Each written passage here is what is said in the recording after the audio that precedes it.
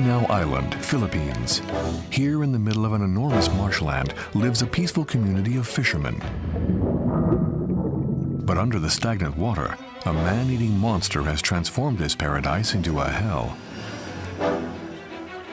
To save their lives, the villagers had to confront a creature straight out of prehistoric times, a giant crocodile, the largest crocodile in the world.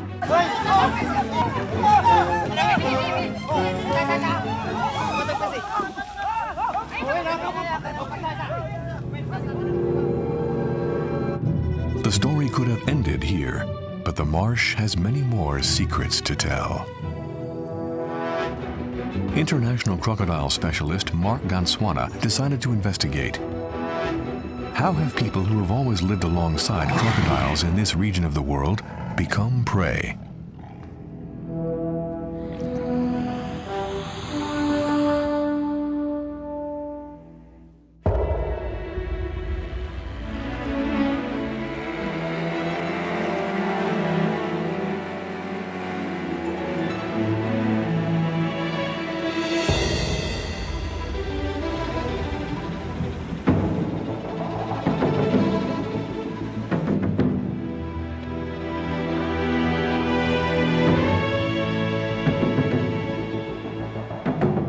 Barely 3 years ago, in the heart of one of the world's largest marshes, no one suspected the existence of a man-eating monster.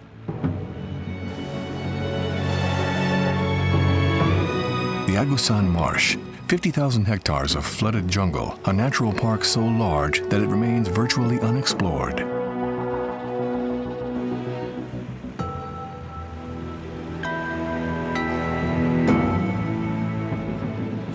Surprisingly, this patch of land is inhabited.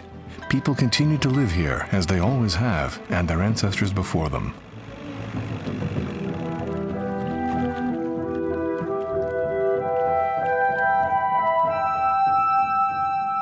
We're on the flooded land of the Manobo people. How are you? Nice to meet you. Nice to meet you, sir. Mark.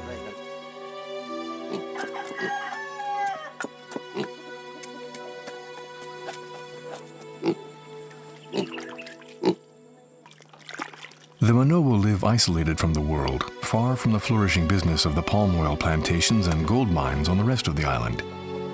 These people have virtually nothing, just enough to survive. The villagers have always been able to cope, but today they're fearful. This is where we live. This is the only place where we can raise our children because of the fish we catch. If we can't fish, our lives would be even harder. We wouldn't have anything to eat. The Manobo are not alone in getting their food from the lake.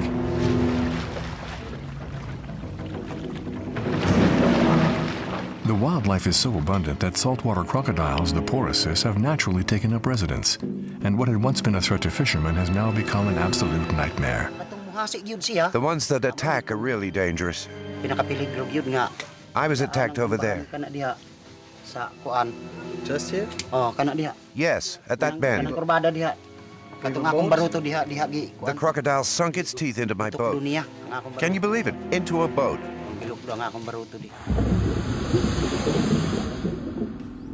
This incident was just a warning. One night, Rowena, barely 12 years old, was savagely attacked. The crocodile was waiting there. Rowena's boat went by. He attacked and carried her off.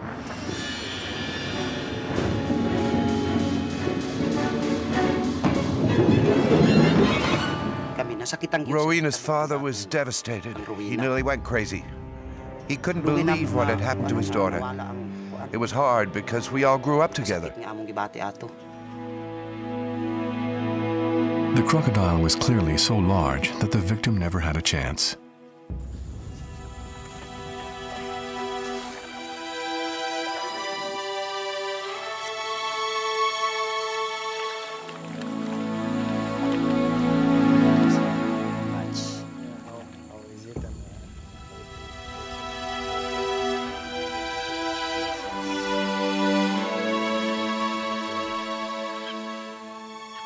Rufino Miranda cannot accept that a child died in the lake. Since then, on government orders, He's been patrolling constantly, trying to locate other potentially dangerous crocodiles. Somewhere, concealed in the water hyacinths that are invading the lake, they may be waiting, immobile, on the lookout. This is the place where Rowena was attacked. Yeah. Which one? This one, this area, which has devoid of water lily at the time. What time was it? It was 6 o'clock p.m. In the afternoon. Yeah. And which kind of boat? The smaller one, the 2-capacity boat. Like the fishermen use? Yes, like the fishermen use.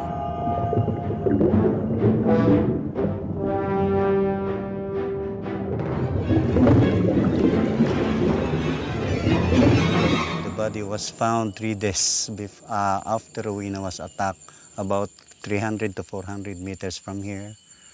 Okay. Yeah. It was already bloated with no head.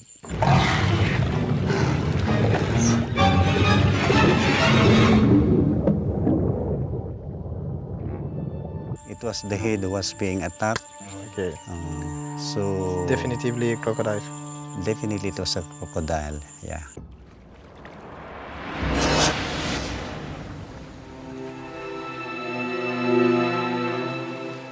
As night falls, the dark countryside becomes truly oppressive. Since Rowena's death, no one is allowed out in the marsh at night.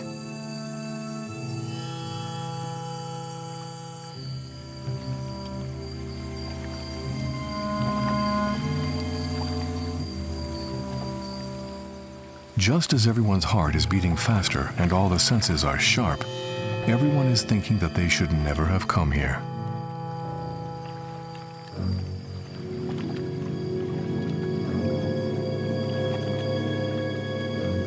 For Jethro, the fisherman, the fear is even more unbearable. He saw the crocodile Monday night, last Monday night. Last week, yeah. From that creek, he goes inside there.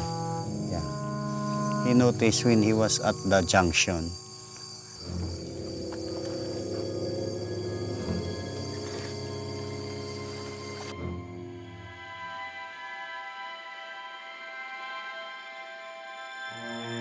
"50 years ago, perhaps more, a baby crocodile was born in the marsh.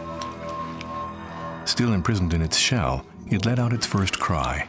His brothers heard him. Instinctively, they all responded to this call. All the young crocodiles were born at the same time, so that they wouldn't be devoured by predators. And with this, an exceptional crocodile had just entered the marsh. A crocodile whose aggression and power would, several years later, terrify the local population.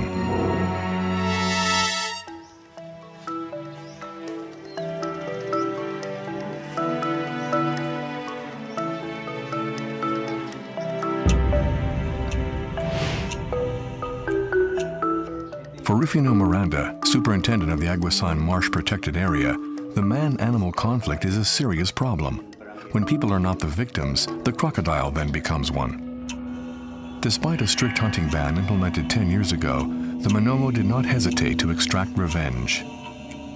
Somebody had told me that the crocodile was already died, and some of the meat were being eaten by the villager.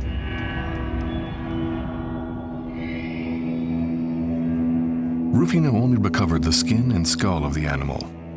Even the teeth were ripped out and kept as trophies or sold.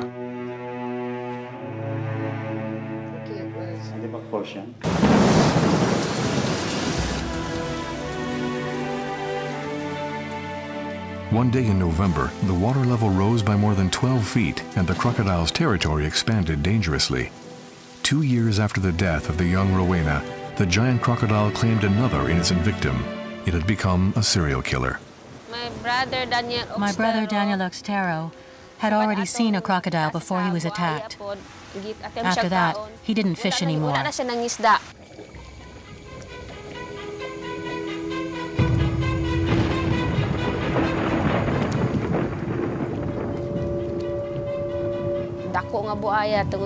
A large crocodile had already tried to drown him and devour him, but he managed to escape. Someone arrived with a bright lamp, and he managed to swim to safety. This time, Daniel Extero miraculously escaped, but the crocodile wouldn't leave him a second chance.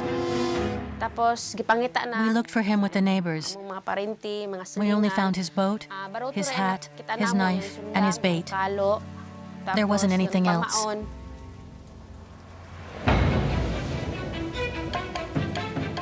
For the Manobo community, this tragic death is one death too many. These crimes cannot go unpunished. Defying the authorities, the hunters decide to set up poison traps to kill the crocodile. But nothing goes as planned. The monster thwarts all the traps and continues to reign as master over his territory. When this problem about the crocodiles came about, the local government tried to capture that crocodile because it's already a menace to the society. We will only capture and relocate that crocodile. We will not kill that crocodile, and we will take care of the crocodile.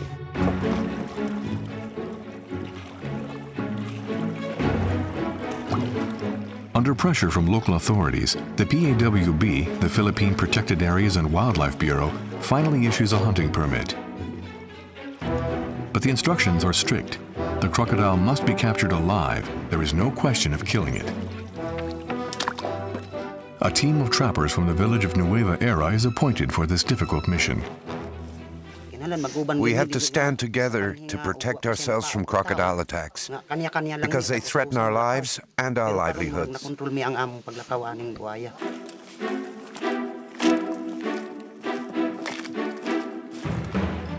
The men go more than 3 kilometers into the heart of the marsh. There they install a first trap, a snare baited with meat.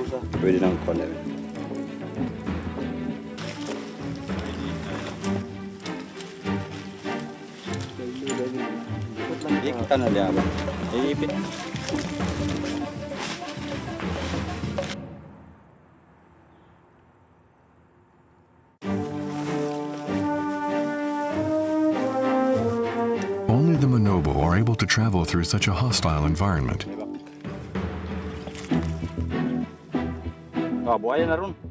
By the end of the day, the 4th and final trap is set.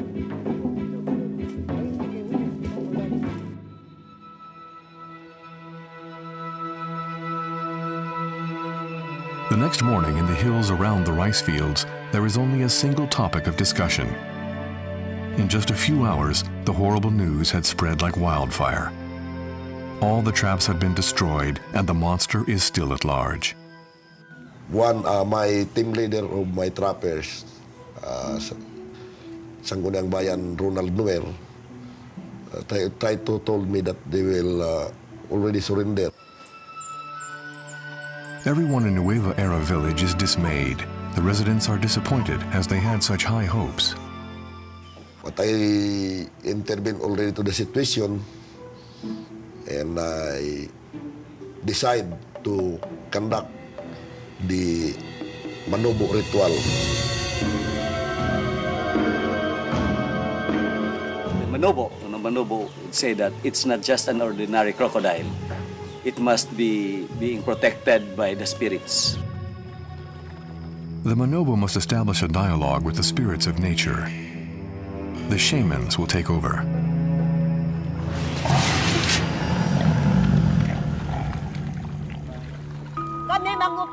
I ask the spirits to forgive us if we have offended them in any way at all, and to help us because the people need to fish. Are you the spirits of this territory?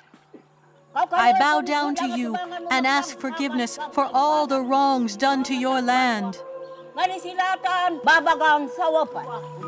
The Spanish conquistadors converted the Manobo to Christianity, but the ancestral animist rituals remain to this day. Listen, I offer you this gift so that my prayer will be answered to you who live in these forests, these rivers, and on this land.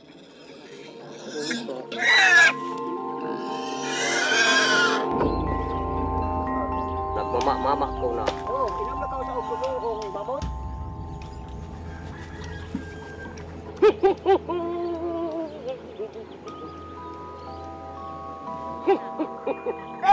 Bagoy ko panapin.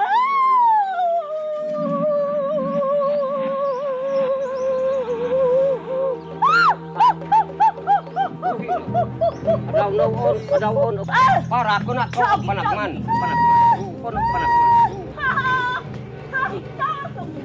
Ang labit mo niyawan, kayo na tangkalan nila.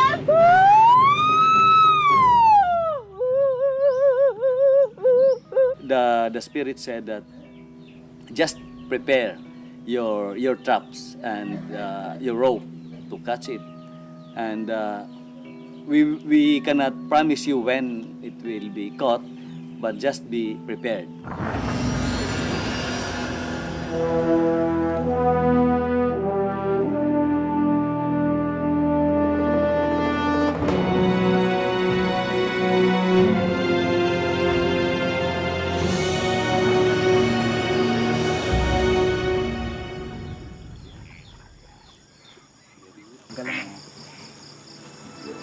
The local authorities cannot make any more mistakes.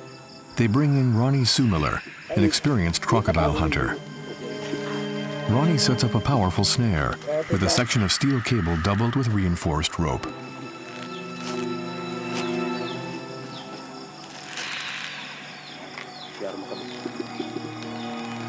By 8 p.m., the last chance trap is set. Hey. Mau ni nga last trap ng atong kanon nga atong diri. Ini pa niya pagka-utang niya. Ha?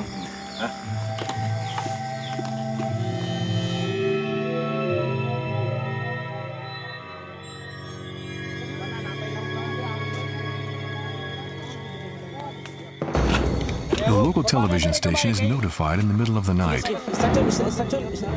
A cameraman rushes to the scene to film the event. It was 8 o'clock, and we finished the ritual at around 12.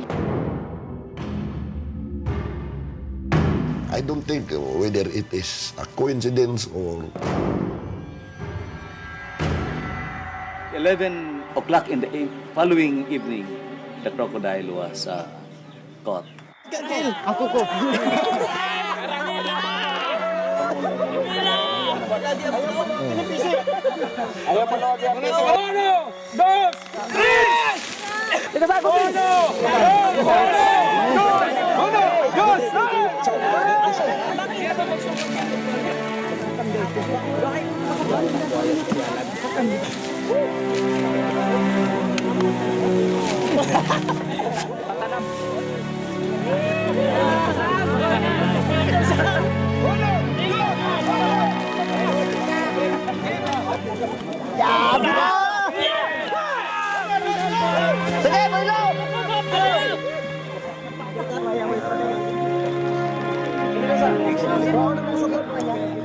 The animal is measured, although no one yet realizes that it will break all the records.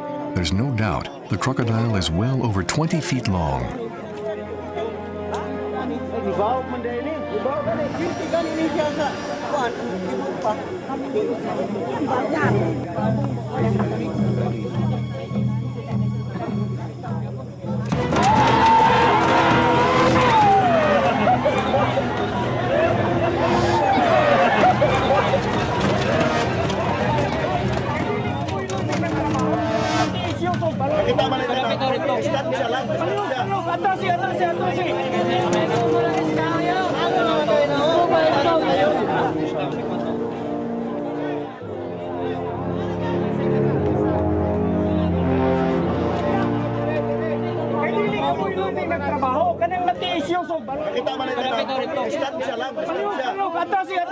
But the challenge is not yet over. To get to the road, the crocodile has to cross the river.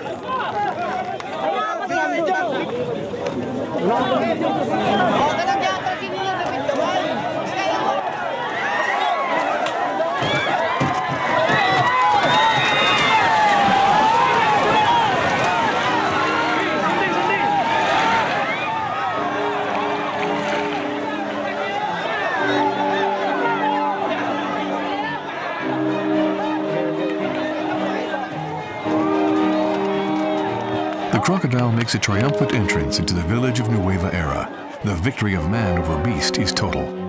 Ronnie Sumiller, the lead trapper, can be proud. He and his team have just saved the lives of dozens of people, and the crocodile is still alive.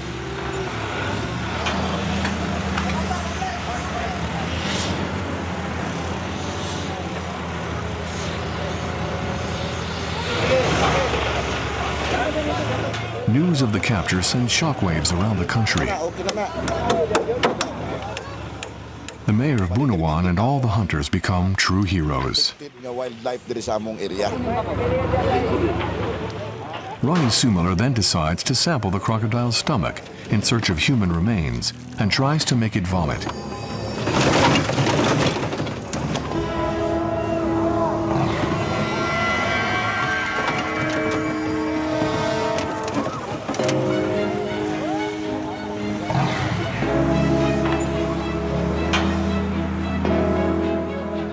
The weight is certainly too great for the crane that is supposed to lift the enormous cage, but there is no other solution.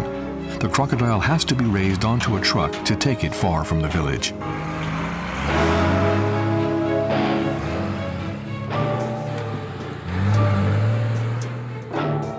The convoy transporting the giant crocodile sets out. Just 20 hours after its capture, the Lord of the Marsh of Anguissan is about to reach its final home, 20 miles from the immense territory in which it was born.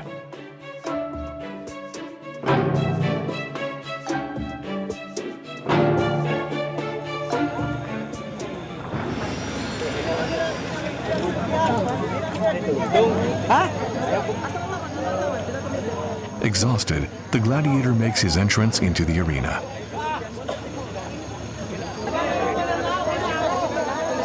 With no one to battle, the animal lets itself slide, beaten, to the bottom of the pool.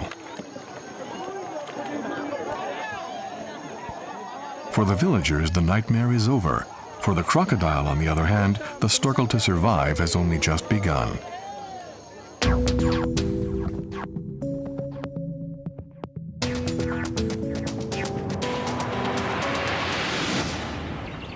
The sign that before is a welcome Bunawan. Today, Marquand Sana appreciates the importance of the event. The heart of an entire country beats to the rhythm of the largest crocodile ever captured alive.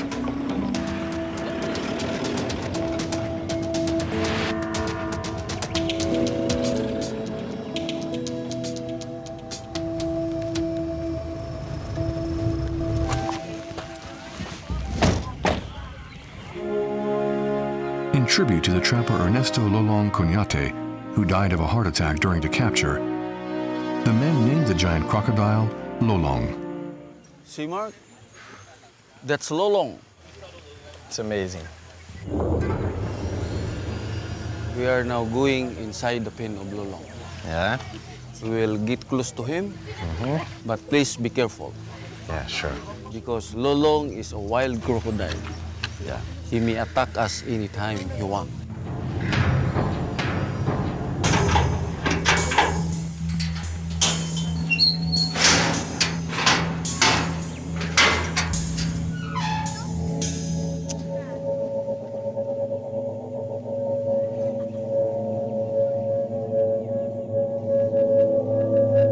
See that? So big.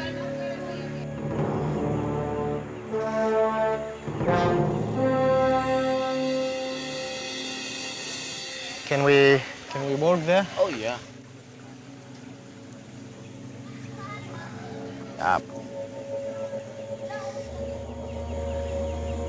One day, the dinosaurs disappeared from the surface of the planet, leaving behind a worthy heir, Lolong, 20 feet 3 inches long, weighing 1.2 tons.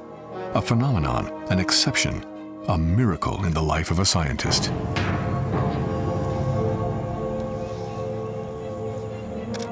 Mark, an expert on crocodiles in captivity, flew in specially from Madagascar to study Lolong. In attack position, the crocodile keeps the scientist at a distance. Yet Mark will have to examine the animal, and closely.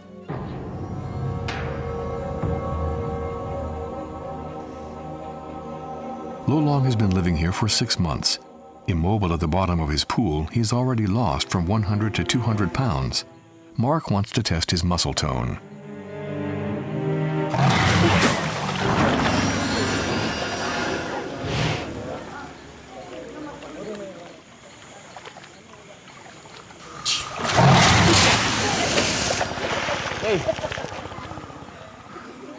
Lolong has clearly not lost any of his power. He seems in perfect health. But will he be able to end his days far from the swamp, behind the fence of an enclosure measuring just 3,000 square feet?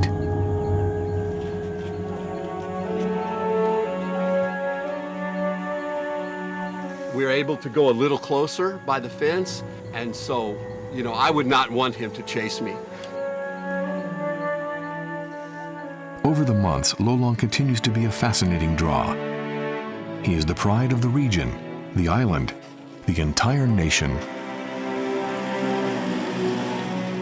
200 visitors a day, more than 600 in a single weekend. Money is pouring in, and the politicians are taking advantage of this boon.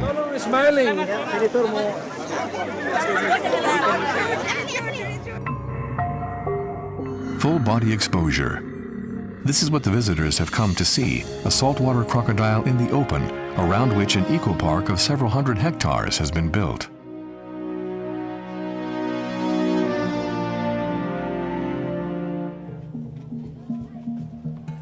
To ensure visitors' safety, the town went all out.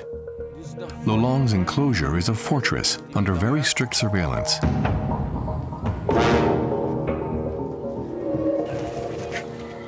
Every element was reinforced: bars, steel beams, fencing. Monitored 24 hours a day by surveillance cameras, Lolong is a prisoner who must not escape. Just amazing. It's like Jurassic Park, Oh yeah, the purpose of that is for the security reason, to secure the area. Where is the place? The place will be finished.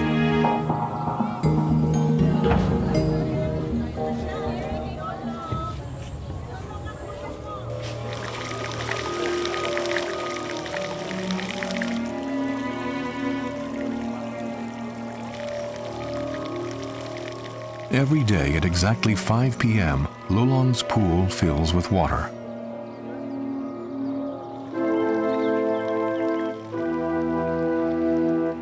Visitors have to leave. The show is over.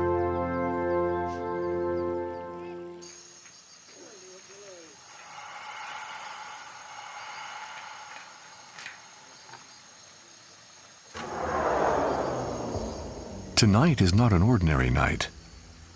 Lolong must be fed. The darkness is total.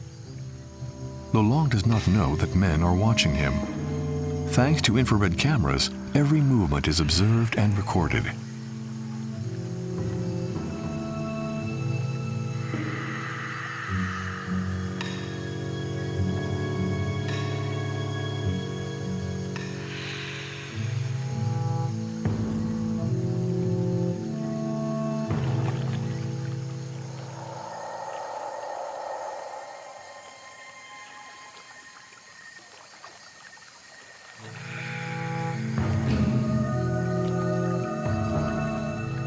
A failure once again. This has been going on for months.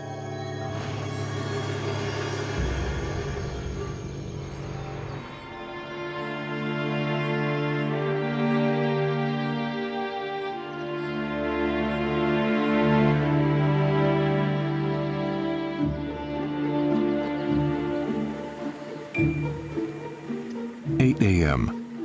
The crocodile's pool empties out. The show can start up again.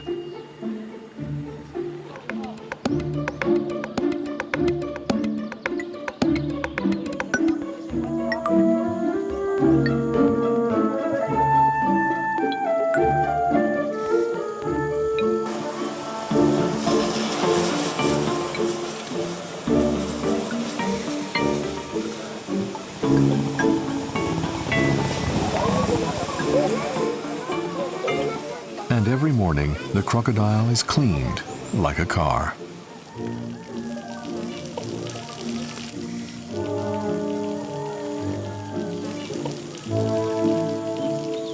Water is constantly sprayed over Lolong in the empty pool to help him withstand the blistering heat that sometimes exceeds 113 degrees Fahrenheit. Photosynthesis is inevitable. Water and sun cause the proliferation of worrisome colonies of green algae on the animal.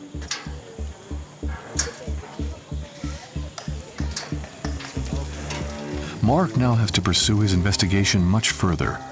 He wants to precisely analyze the crocodile's skin and its enormous scales, the osteoderms.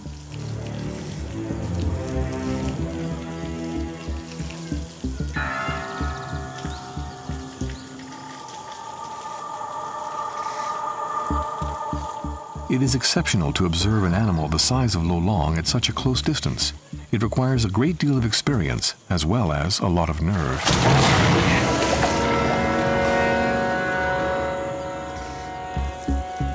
Mark now wants to study Lolong's enormous snout, particularly his teeth.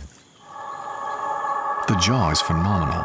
It has a bite force of over 1.5 tons per square centimeter. These rare images will give the scientist the opportunity to study each of the teeth. They are valuable indicators concerning the state of the animal's health.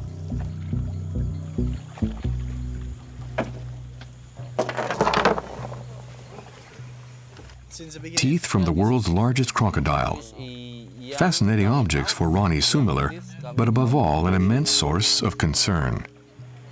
You lost it yesterday, no? Yes, that's lost yesterday. Yeah, it seems very normal process. Oh, what is this? For Mark, the loss of teeth follows a perfectly normal cycle. Less so, however, is the erosion evident on some of them. Ronnie ends up admitting that when the crocodile arrived, it tried to escape by attacking the concrete walls of its prison.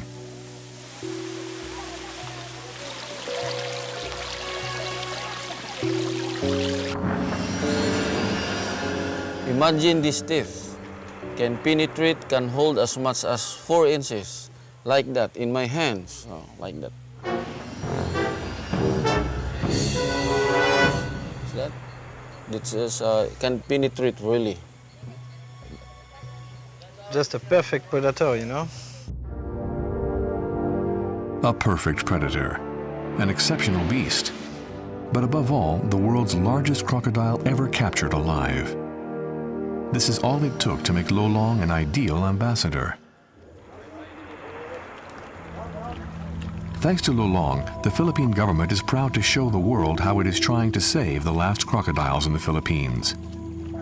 The crocodile farm near Davao is a showcase. 250 breeders live here in semi-liberty and total safety in a huge territory.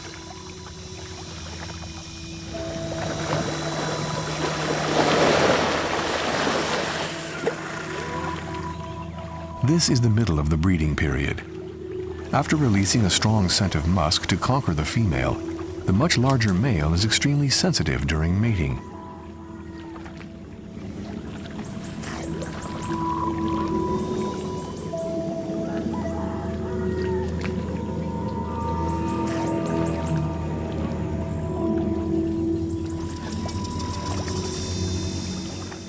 Every year from February to May, the female Porosus leaves the protection of the water for land.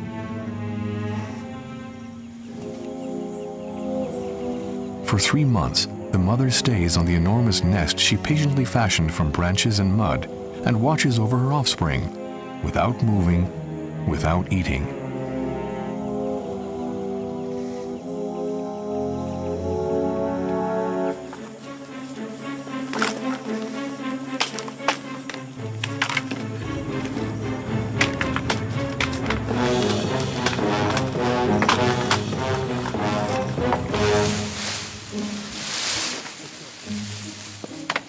Yeah.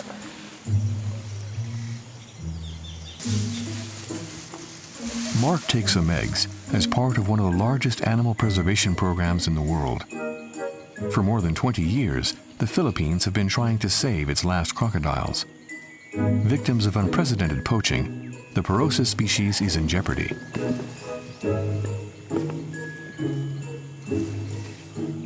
Yes. 15, 20 years old female, you know? This is normal size for a bigger female, but the small females, this is also a small size.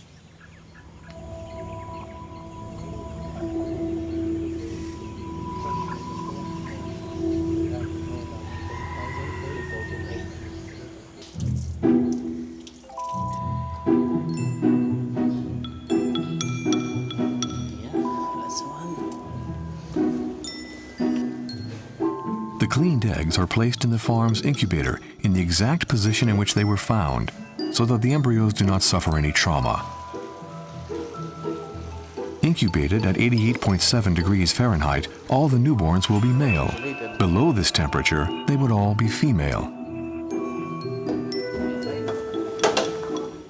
At birth, the small crocodiles weigh an average of 1.8 ounces and are barely 1 foot long. You have to imagine that the crocodile I'm holding here in my hands could one day become as large as Lolong. Potentially it's possible, though it seems incredible.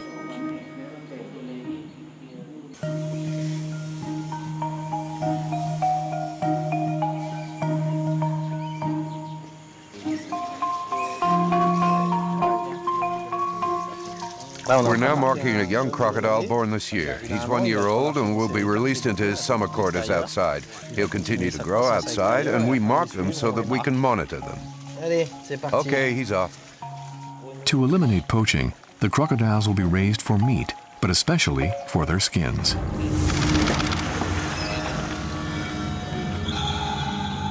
In the Philippines, the sale of crocodile skin is perfectly legal. In return, hundreds of small crocodiles will be reintroduced into their natural environment. Now I'm with Pangil. He's another large crocodile living in captivity. He's about 18 feet long and he weighs almost a ton. What's really interesting is he was captured 25 years ago in Agusan Marsh, exactly the same place Lolong was captured just a few months ago. It seems Agusan Marsh is the perfect place for crocodiles, and this is where we find the world's largest specimens.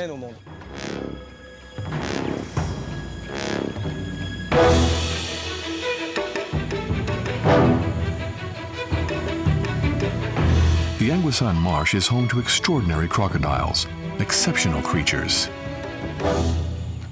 But there are more surprises in store for Mark. Lolong, the world's largest crocodile, may have been captured by mistake. An even bigger specimen is apparently still at large in the marsh. We really consider that the other one that lived in the creek is bigger than Lolong. People of Nueva Ecija and San Marcos are still afraid because they knew that the big crocodile bigger than Lolong is still there.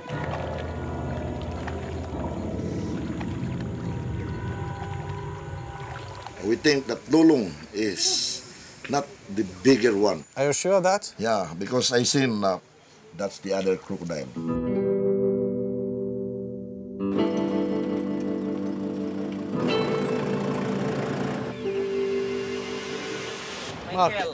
Mark, nice to meet you.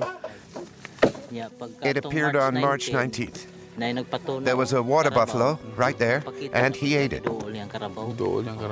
There is still another crocodile here, which the villagers believe to be bigger than Lolong. It's very, very strange, because if it's a bigger one, you know that it's a male, like Lolong, and you cannot have two big male in a very small creek. Yeah. All the witness accounts contradict what scientists have claimed for many years. Large male crocodiles are all dominant creatures. They only allow females to enter their territory. How could two males, each more than 20 feet long, two rivals who must battle to the death, share a single hunting ground?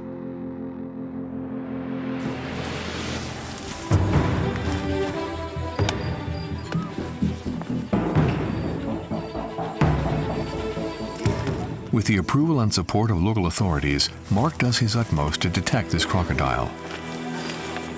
He receives a special authorization to spend the night in the heart of the marsh. We're near the water, fairly isolated, so we have to be careful. I'll get a little closer. Obviously, if I see it, it'll be tricky, but we won't take any risks. As his investigation begins, Mark decides to set up camp where two rivers meet, barely 1 mile from the village. He places an infrared camera on the bank.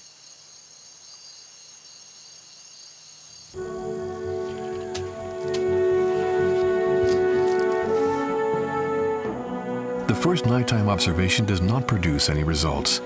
Mark repeats the experiment for days, meticulously following the investigative plan he had established. He discusses the situation with Ronald Neuer, the head trapper, and tries to gather a maximum amount of information. The banks of Lake Mihaba may be the key. And the last time the villages have seen the big crocodile? Last week? The last week? Yes. Oh, it's very close. If it was the last week, maybe it is still there. Maybe. A genuine threat once again hangs over the village. A huge crocodile is once again on everyone's mind.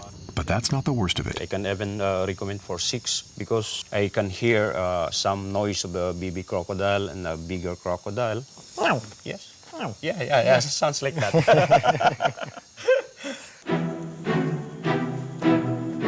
We will use this tree, huh? Mark can count on help from the Manovo trappers to identify the suspect. As the Philippine government has not issued a new capture permit, Mark can only set up photographic traps to determine if the villagers are right.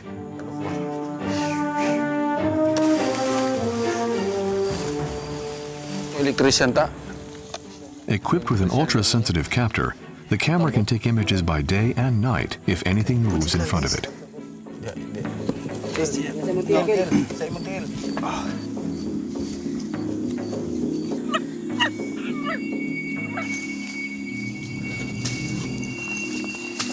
When the water is high, crocodile will just free to go anywhere.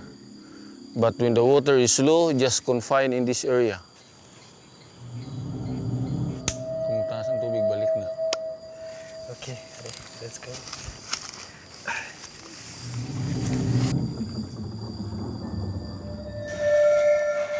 Mark decides to install his last camera at the same spot where Lolong was captured. If his knowledge of crocodiles and his instincts are correct, it is likely that another male has already taken his place.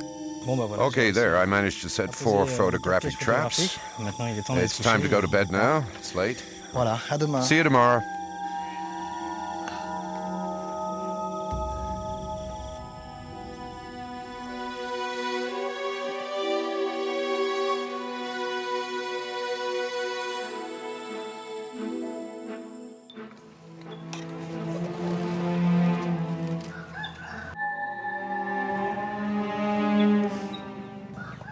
Ah, c'est génial. Oh, that's brilliant.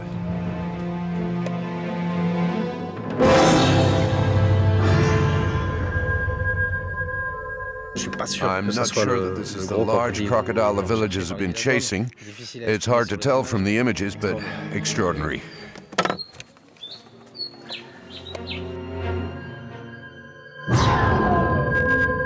The image speaks for itself. Mark was right. A large crocodile is indeed prowling around the village, exactly where Lolong had been. New safety precautions have been issued. The Manobo are warned. To save their lives, they were brave enough to confront Lolong, the world's largest crocodile. Soon, they will have to capture an even larger animal. Ronnie explains to Mark that the town of Bunawan has already planned for everything. The immense enclosure intended for the crocodile is 3 times larger than Lolong's. Capturing crocodiles is one thing. Keeping them in good health is something else entirely. Recently, large white plaques have appeared on Lolong's feet, sides, and back. Concern is growing every day. So we treated it as a fungal infection with betadine, then apply it with fungal ointment. This is 3 times in a day, in the morning, in the afternoon, and also before 5 o'clock.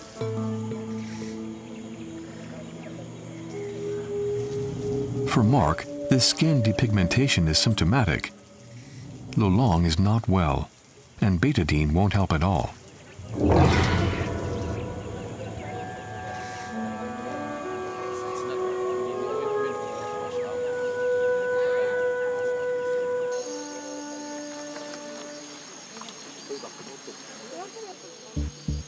Mark wants to try something else to get Lolong to eat. He decides to set up his own equipment, a hypersensitive camera and infrared lighting. Lolong absolutely must accept the food offered. Concealed inside are several pills, essentially calcium, phosphorus, and vitamins.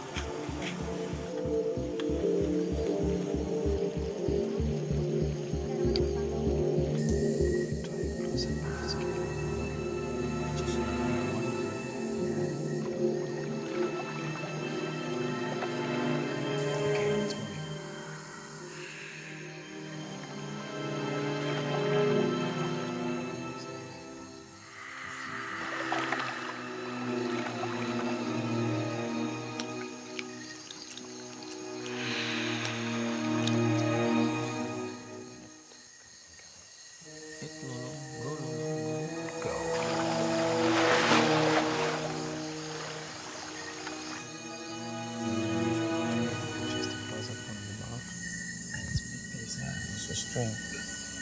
Blocks. That's good.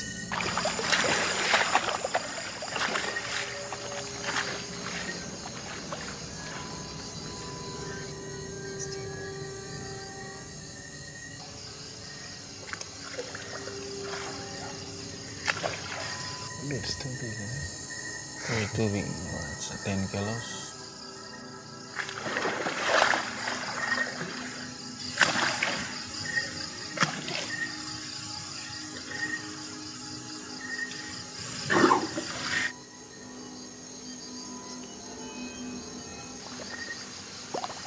A few liters of water help him swallow.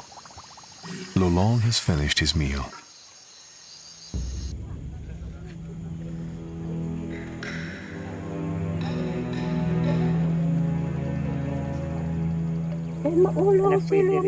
This morning, the shamans have come to pray and negotiate with Lolong for the arrival of a new crocodile. He agrees with your request, but on one condition. He needs a better place to live.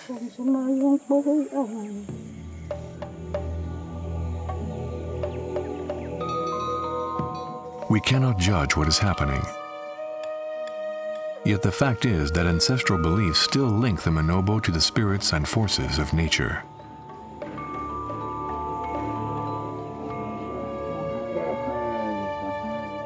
The shaman intercedes and tells everyone what the spirits want. An offering must be made before the other crocodile is captured. He needs to have a roof. Yes, a roof. The spirits want a roof for Lolong. Otherwise, he and the other crocodile will die.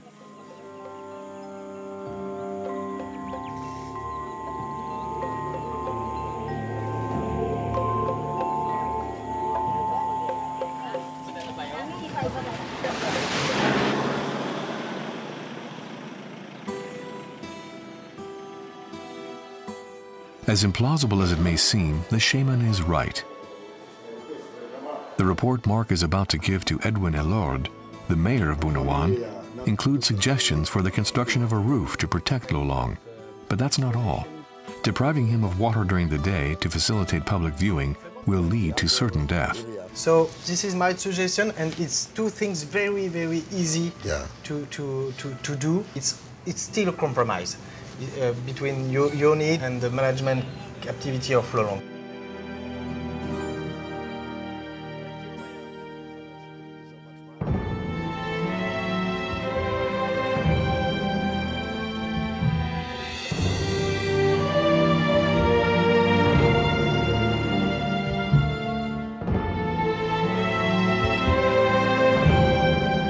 For Mark, exposing Lolong to the public under the blazing sun is a tragedy.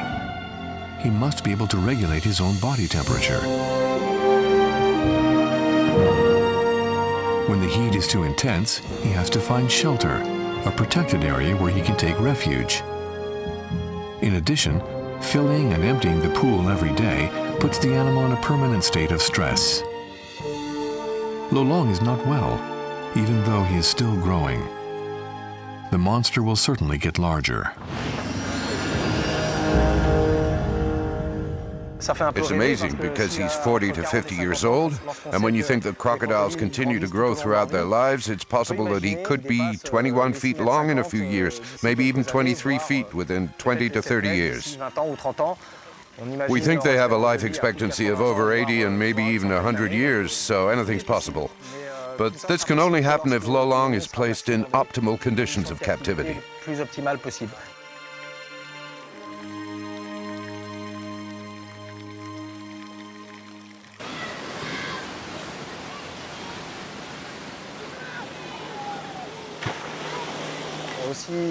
As surprising as it may seem, I'm just a few dozen yards below Lolong's enclosure.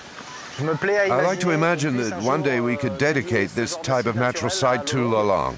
It's truly an exceptional site that offers all the necessary conditions. This is something we're going to follow carefully.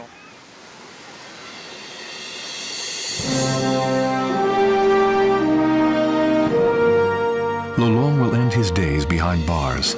The Philippine government has declared it so.